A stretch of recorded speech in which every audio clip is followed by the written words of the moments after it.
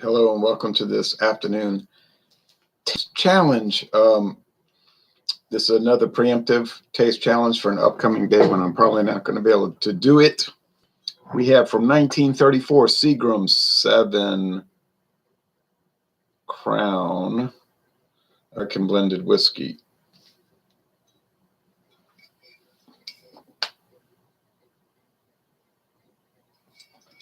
No age statement.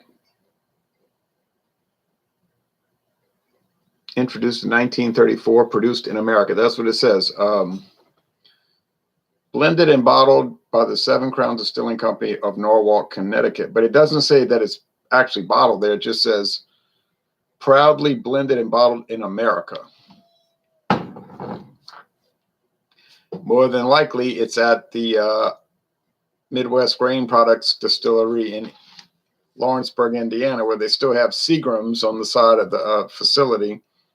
I guess it's too much trouble to take it down. Seagram's, it was owned by the Bronfen family, really, since the 1920s. But Seagram's Distilling Company owned it until the year 2000, when they were bought up by various companies, such as Pernod Ricard, Diageo, and Coca-Cola. But who bought the ginger ale? 75% grain neutral spirits, meaning it's 25% straight whiskey. Doesn't have to be bourbon, but straight whiskey, probably bourbon. Serving size 1.5 fluid ounces, 40% alcohol by volume. A whiskey of distinctive character, smooth, rich, fully flavored, without a trace of heaviness. Seagram's distiller since 1857, but this particular brand actually didn't come out till 1934, right after Prohibition. There's a Crown. Well, Seagram started in Canada, the Dominion of Canada, but they opened a huge distillery in Lawrenceburg, Indiana, or bought that distillery from Lawrenceburg in Lawrenceburg, Indiana. Seven Crowns. I don't know, probably some kind of Kabbalistic thing. It looks like black, but it's actually dark brown writing. Very dark brown writing with a cream colored label. And the big seven, now the modern label, embossed on the back. This is one of the top 10 best-selling whiskeys in the United States. Definitely in the top 10. Burley Sullivan says, you. Brown bottle. Usually they're clear, but they use the brown. I think at one time it was the best-selling American whiskey, but it is not anymore. But it is in the top 10 still. Every liquor store in America sells it, of course. Everybody knows about it. My father said, "Who hasn't heard of that?" So the competitor, the ever not popular Bankers Club, introduced in 1969 by Kasser Distilling Company of Pennsylvania, Philadelphia, Pennsylvania, and now bottled in New Jersey by Laird Company of Scobeyville, New Jersey. Also 40% alcohol, aged 3 years. No age statement here, which means it has to be at least 4-year age. 3-year aged, 80-20 blend ratio, 80% grain spirits, which means like corn that they take and they distill till it's totally odorless and colorless, clear alcohol. And you can buy that at the store. I know where to get it. It won't be 40% alcohol. There'll be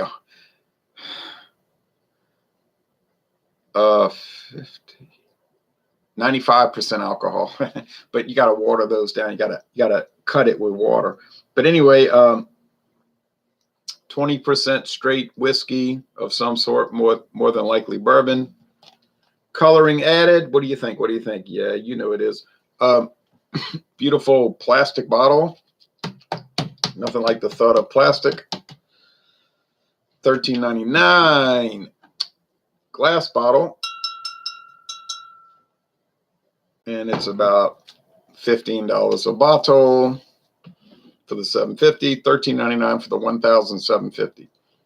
So Seagram's is priced at the premium level, and Bankers Club is priced at the below premium level, let's call it. All right.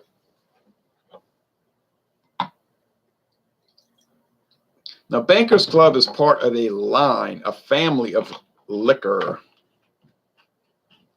And if you look at the link, if you click on the link, there's Bankers Club Straight Bourbon, 80 proof also. I'd like to try it. There's Bankers Club Brandy, 80 proof. The blended whiskey, which I have here, 80 proof. The gin, 80 proof. The vodka, 80 proof. The Bankers Club blended scotch, 80 proof. The silver rum, 80 proof. And the gold rum, 80 proof. Notice a pattern. Just had some Old Smoky Blue Flame Moonshine, 138 proof, 128. Sorry, that's all right. Seagram 7 Crown. There's also some flavored versions. Is an American icon with a rich heritage. That's for sure, because they ran ads forever and ever, and they still run ads sometimes. Carefully blended and aged in oak. Blended and aged in oak. With its smooth, sweet taste and creamy vanilla finish, Seagram's 7 Crown approachable. It's actually written incorrectly. It should say Seagram's 7 Crowns, apostrophe S. Approachable and smooth taste profile stands up against today's biggest shot brands. Notice it says today's biggest shot brands, and its signature drink, the 7 and 7. Didn't say it stood up against, like gourmet straight bourbon. Ain't designed to do that. Nose alluring, clean, and crisp with a hint of citrus. Oh, yeah. The taste, smooth, sweet taste. Finish, creamy vanilla finish. And then there's a featured cocktail, the 7 and 7 in a highball glass. Diageo of London, England. In other words, known as Guinness. Seagram's 7 Crown Dark Honey, which I've never had. Seagram's 7 Crown Apple, which I've never had.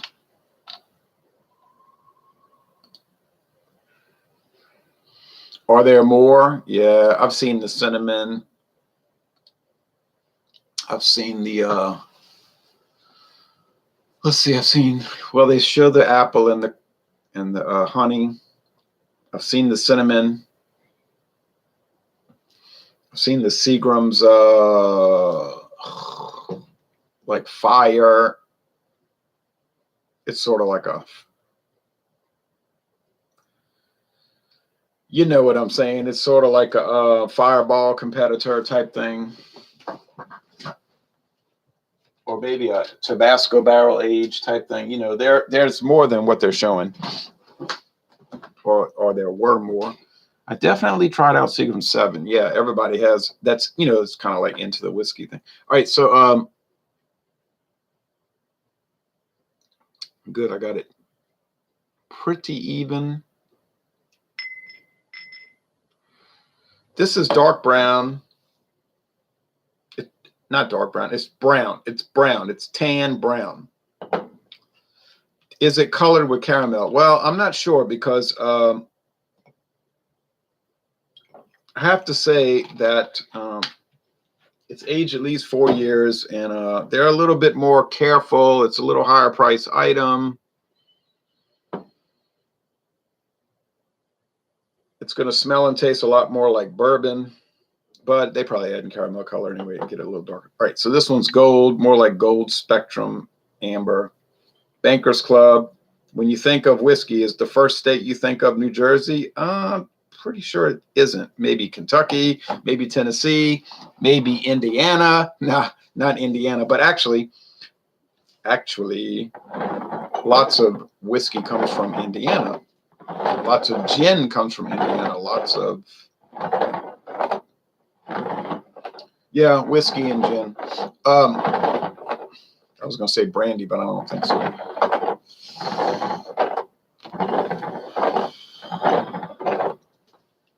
It was a 200 milliliter plastic bottle. Yeah, you can get those around here. 375s, of course.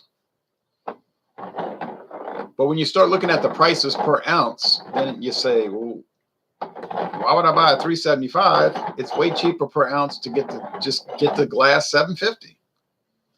But then when you start looking at the plastic handle bottle of the Seagram 7 Crown, then it's way cheaper to buy that. Of course, you're stuck with 1,750 milliliters, but it's no big deal because it's not a bad product. They'll have sales sometimes $19.99.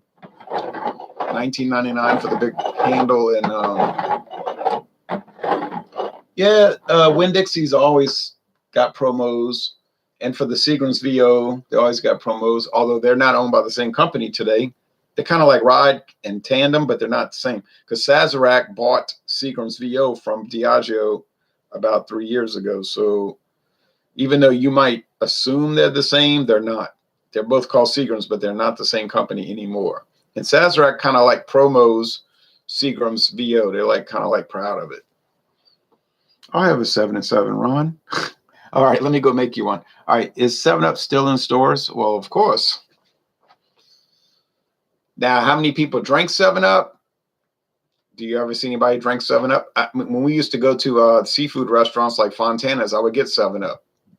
It was so like bubbly. I liked the way the straw would keep floating up as a child. But I think 7-Up was mainly just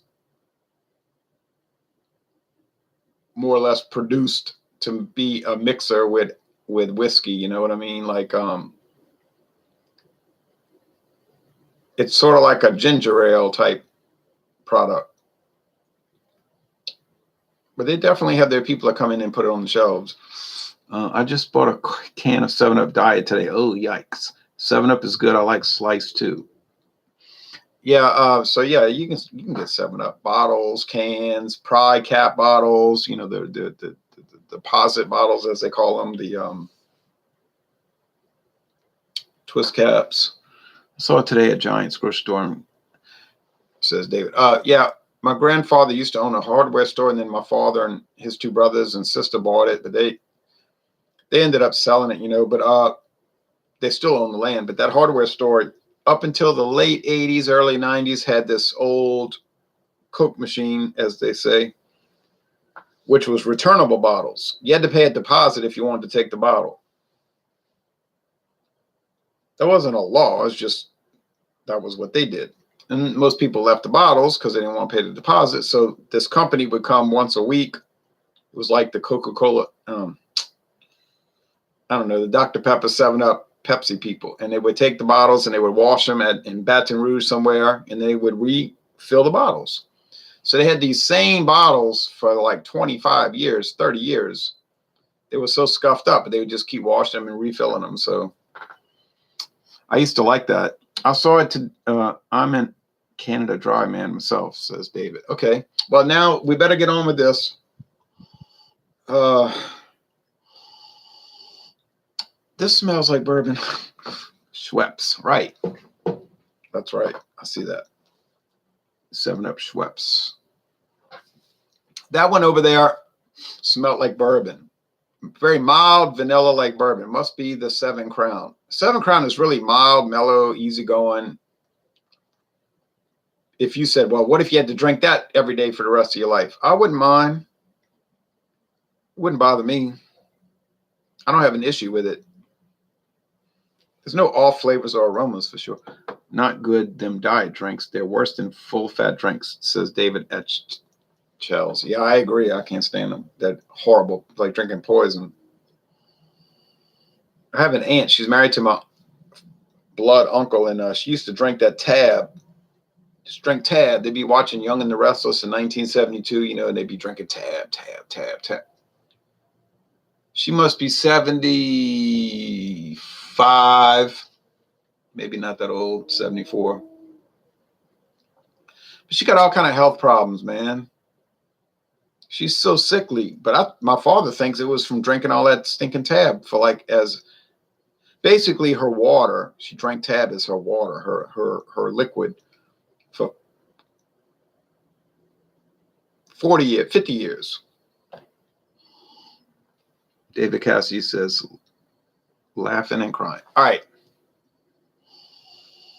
This does not smell like bourbon. This smells like grain alcohol. Grain alcohol.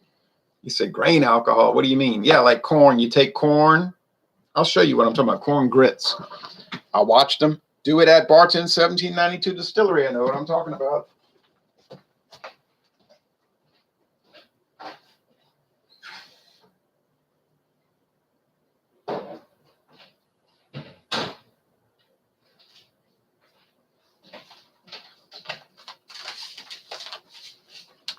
Now, these corn grits are called Dixie Lily. Top quality, best flavor. I've never tried them. I would like to. They're made in Saraland, Alabama. Enriched yellow corn grits, gluten-free. Well, common sense. It's made with corn, not wheat. But there it is. Yellow corn grits. See that? It's a clear part of the bag. Now, they take these grits at the distillery.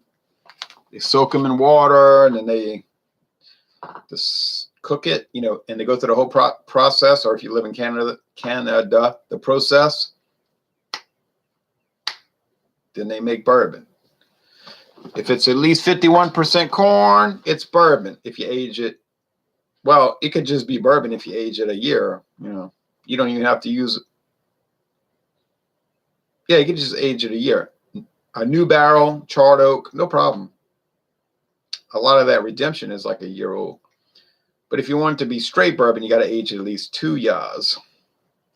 The other 49% could be any kind of grain, doesn't matter. It could be wheat, rye, barley, malt, whiskey. Could be a combination of the three, 2 of the 3, 3 of the 3, 1 of the 3. Could be 100% corn. Doesn't matter. Doesn't matter. As long as it's 51% corn, you got it, man. All right. Vanilla, vanilla, vanilla, vanilla, vanilla, vanilla, vanilla. All right, I know it's Seagram's, but let's go ahead with the taste challenge anyhow.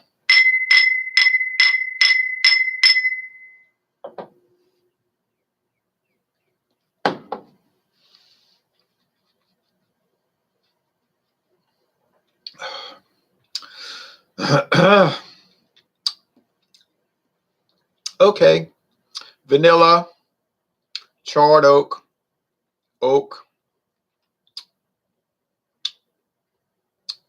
sugar, like a cream sugar, like you know those cream Easter eggs with the cream sugar inside. You know what I'm talking about? It's like chocolate on the outside, and you open up, it's like cream. It's like white, and then the middle is colored yellow for yolk. Yeah, that kind of thing. Honeysuckle.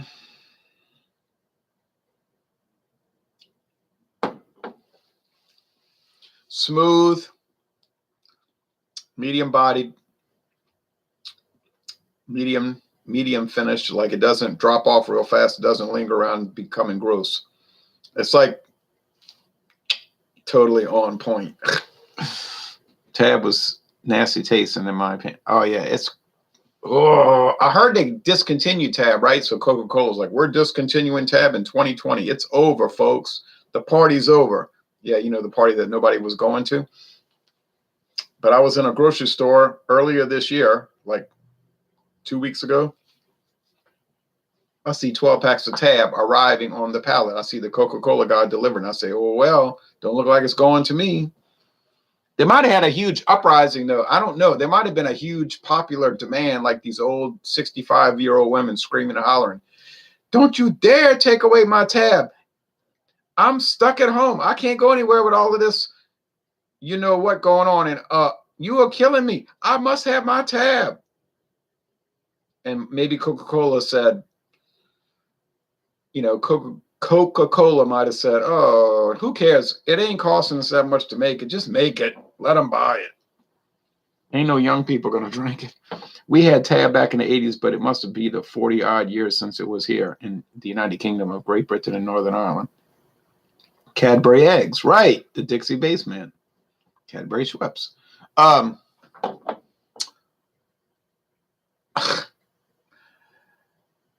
I mean, if you cut it, it's cut, right? You stop making it, you stop making it. Why is it still coming out? Apparently, they're still making it. It's totally irrelevant to me because I would never drink Tab. I like the label. It's kind of interesting, that weird pink shade of pink. You know, it says Tab. It's like a strange name, Tab. According to the Coca-Cola Company, when they came out with it in 1963, 62, 63, it was so that you could keep tabs on your weight. Why they didn't call it Tabs? It's strange. Oh, but you could still get Mr. Pibb. Pibb Extra, at least. The more sugary version. I used to like Mr. Pibb, actually.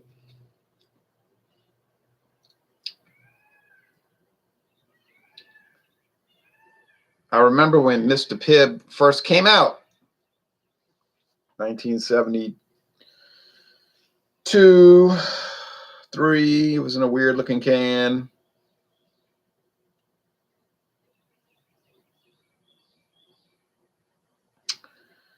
Wasn't called Mr. Pibb. It was called Pibb, I think. Pibb. It was really weird. And we liked it. My sister and I would sit at the counter and we would drink it out of those 12-ounce steel cans. We would tell my mother, get those, the Pibb, the Pibb, the Pibb. It was like some kind of like obsession, you know. And she would never let us drink soft drinks too much. And then around 1976, it then became Mr. Pibb. There was some kind of lawsuit, like Dr. Pepper sued Coca, like, that's a copyright. It's a copyright infringement or something. And they had to change it. And then Mr. Pibb was around. I remember McDonald's always sold Mr. Pibb. And then Louisiana State University in Baton Rouge only sold Mr. Pibb. You would die before you saw Dr. Pepper at their stadium, you know, or their basketball arena or baseball field. And then all of a sudden it was Pibb Extra. And I said, what is Pibb Extra? But they still sell it. Go to a game there. You'll see Pibb Extra. There it is. Is it good? No. Is it better than Dr. Pepper? Yes. But I made a lot of enemies just now. I remember the tab label being blue, but I could be missing blue. No, it's pink over here. Some weird, strange shade of pink. Jolt Cola. Oh yeah. Oh no, I never had the guts to try that. We had Frank's and A Treat sodas back in the.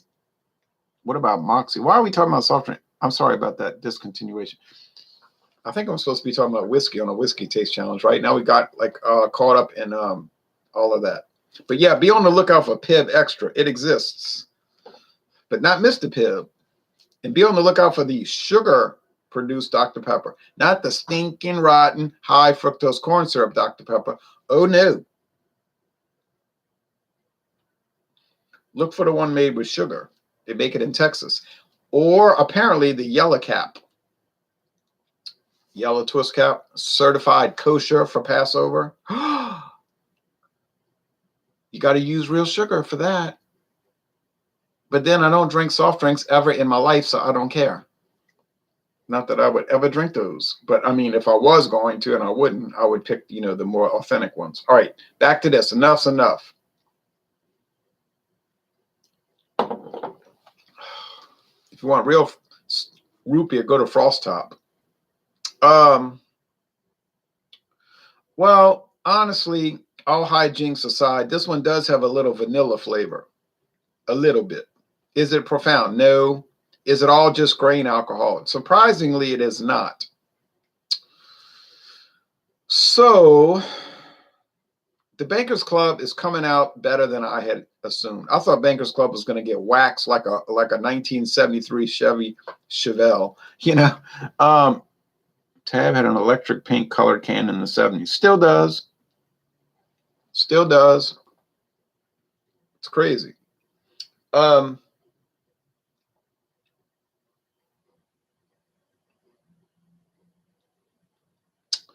Okay, so Bankers Club is a little bit better than I had thought.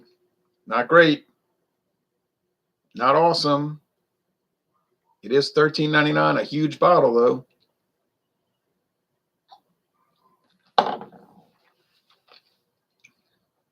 And look at the reviews for it. They're pretty positive. Like everybody likes it.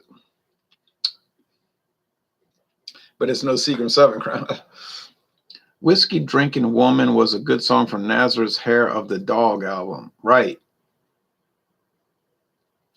The Sun Buckeye Frost Top is made in Columbus, Ohio. How funny. That's where I am. We still get Frost Top root beer right here in these 24-ounce bottles. But I can still go to Frost Top, the actual restaurant, the actual Frost Top restaurant on US Highway 61 and buy the Frost Top mug of root beer from the draft tap and get the Frost Top onion rings. Yeah, it's so good. It'll make you slap your mama. You know what I mean? Remember that statement. It's so good it'll make you slap your mama. All right. In other words, their onion rings are gangsta. But anyway, ha ha ha.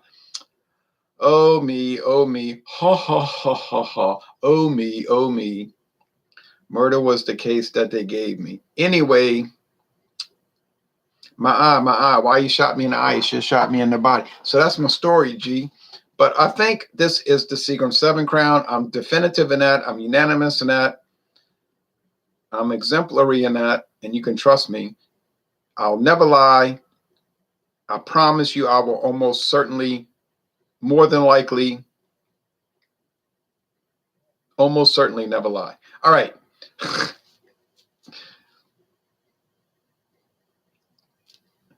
Aha, so obviously Seagram 7 Crown. However, hello, Ron. Seagram 7 is awesome. Well, I don't know about awesome, but it's pretty dang good for a blended whiskey, I got to admit. Middleton has stopped making Carter Hall and Prince Albert in pouches and discontinued most Pennsylvania variants with plans to cancel production on all of them. Older folks can't catch a break. What? That sounds like an atrocity. No Middleton, Carter Hall, or Prince Albert? You need to try the coastal whiskey sometimes, Jay, like Clonelish or Old Pulteney. Well, I will put them, I can get those here, and I will put them on my to-buy list. Cash me in 2031. Dr. Pepper tastes medicine-y to me. I think it is sort of like a, you know, Dr. Pepper is sort of like a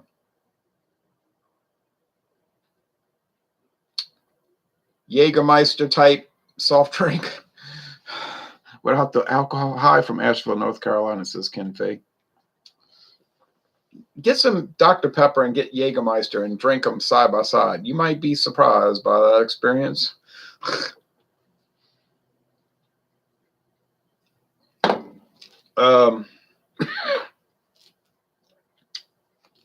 Okay, so I could clearly tell them apart, and the Bankers Club cannot actually match up to Seagram, sound like Joe Biden now, Seagram 7 Crown. However, to be fair, it is kind of creamy in the flavor, and it's not half bad. So would Bankers Club be a decent substitute for Seagram 7 Crown? Well, I guess it would be a decent substitute. And you would save $6 a bottle if you got one of these big bottles. So it's sort of like trade-offs, you know, like it's not an even thing. So you could say, well, I want to save $6. I'm short on money this month. Or, you know, oh, heck, I'm not short on money. I just don't want to pay the extra $6. So you buy this. Yeah, it's fine. You know, it's not up to the level. But now the other side is you say, no, I'm going to pay the extra $6. I'm going to get the handle bottle of Seagram 7 Crown. Are you going to get your money's worth? Yeah. It really is worth the extra $6. I'm talking about the, you know, the big bottle. But it's, you probably, either way, you're going to pay more. You're going to pay a good deal more. What are the negatives with Seagrams? I don't know. I've been trying to figure that out for years. I don't see any negatives. Is it a classic American whiskey? Yeah. Is it sort of a working man's whiskey? Yeah. Do you see it at every liquor store in America? Yeah. Every bar room? Yeah. Do people drink it incessantly? Yeah, that's why it's in the top 10, because they drink it incessantly. It wouldn't be in the top 10 if people didn't drink it. What are other top 10 whiskeys in America? Jim Beam, heard of that? Jack Daniels, Fireball. They list Fireball, but Fireball isn't technically a whiskey. It's a whiskey liqueur made with Canadian whiskey and cinnamon, like literal cinnamon. It's disgusting to me, but I don't like all that kind of dessert stuff. But I know people that just drink it like it's a habit. Like it's a habit. Yeah. Like it's a habit. But anyway, yeah, those are really popular. So why do people drink it? You say it's all advertising, all advertising. It's a horrible drink. Seagram 7 Crown is horrible. No one likes it. It's all advertising. Really? When's the last time you saw a Seagram 7 Crown advertisement on TV or the radio? Let's see. Oh yeah, never. But it's still in the top 10, but it gets no advertising attention aside from point of sale stuff at grocery stores and liquor stores. Right. They drink it because they hate it. Yeah, makes a lot of sense. Wrong. Great observation, Ron, about Dr. Pepper and Jägermeister. You are correct. I don't know why that hit me in the mind like that, but I think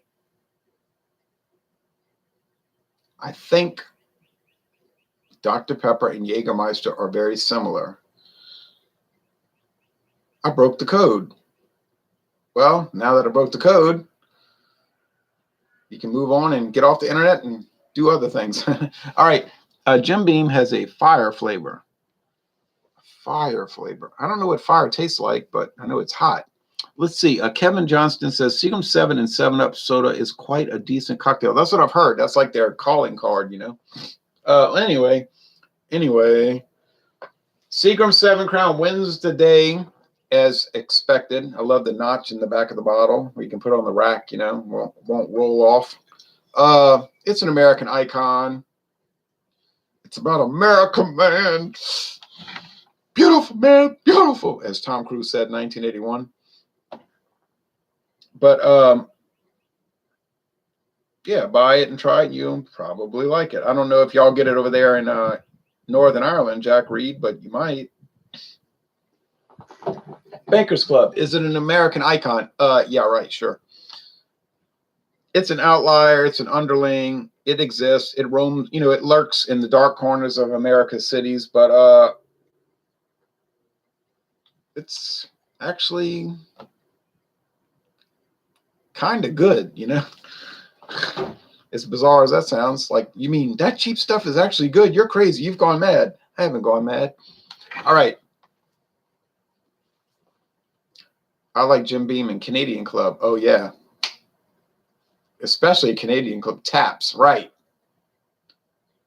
Christian Brothers, but I know that's a brandy. Right. It is a brandy, and I like it, and I can get it very easily, and I especially prefer the Christian Brothers bottled in bond. The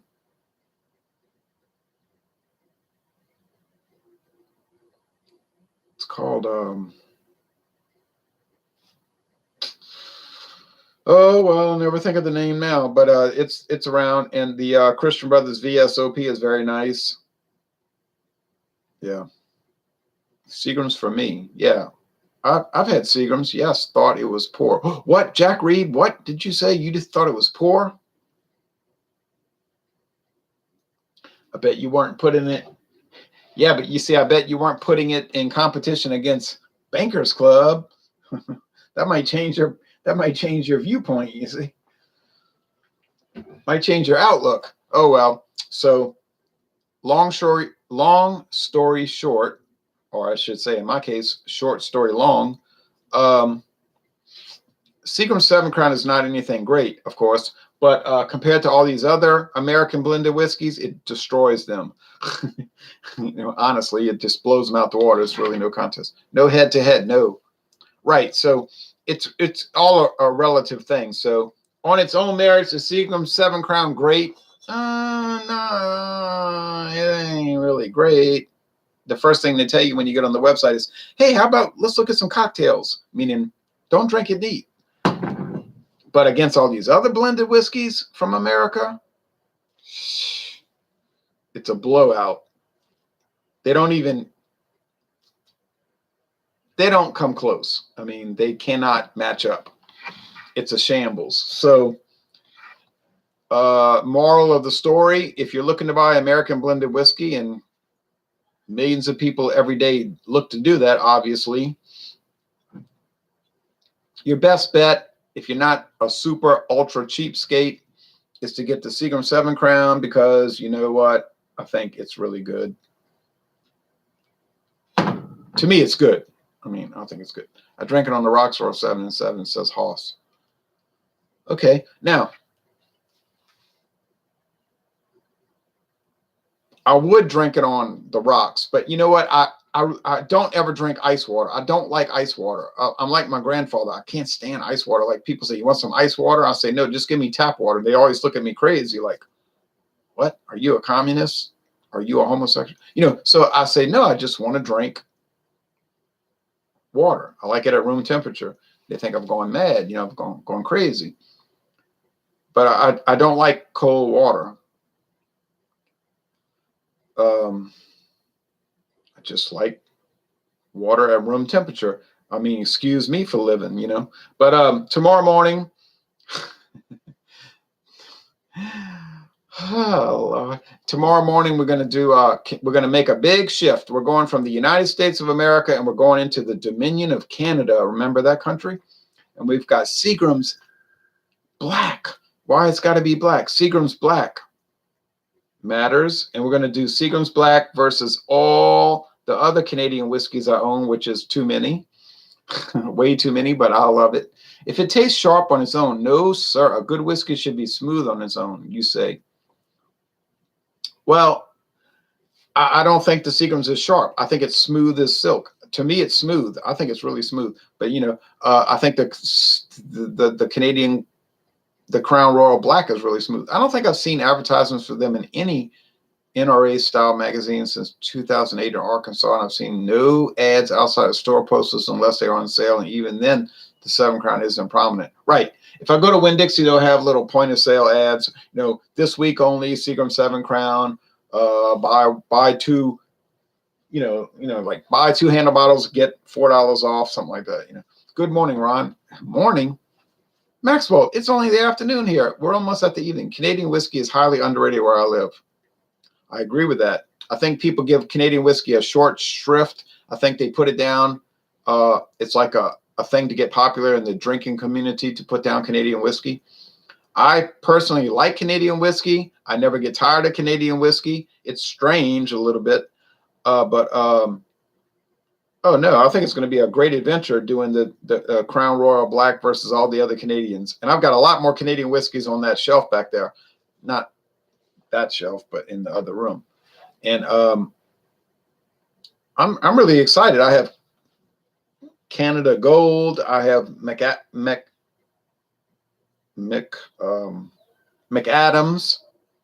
Canada Gold, McAdams. I have the Northern Harvest Rye, which I'm going to do against ryes, though I'm not going to do against Canadians. Yeah, so I don't have a problem with Canadian whiskey. More whiskey tubes, please. Yes, we got a lot of them coming, King of the Dots. In other words, Geary. I'm chatting, Jay, but I haven't had a whiskey in maybe 6 or 7 years, so I could be waffling.